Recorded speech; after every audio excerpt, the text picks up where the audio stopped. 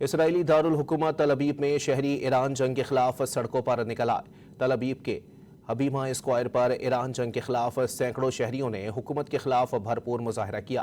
مظاہرین نے نیتن یاہو کی پالیسیز کے خلاف شدید نعرے بازی کی اور جنگ فوری روکنے کا مطالبہ کیا۔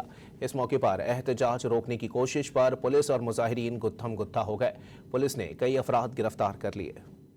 اسرائیلی دارالحکومت تل ابیب میں شہری ایران جنگ کے خلاف سڑکوں پر نکل آئے۔ تل ابیب کے حبیمہ اسکوائر پر ایران جنگ کے خلاف سینکڑوں شہریوں نے حکومت کے خلاف بھرپور مظاہرہ کیا۔ مظاہرین نے نیتن یاہو کی پالیسیز کے خلاف شدید نعرے بازی کی اور جنگ فوری روکنے کا مطالبہ کیا۔ اس موقع پر احتجاج روکنے کی کوشش پر پولیس اور مظاہرین گتھم گتھا ہو گئے۔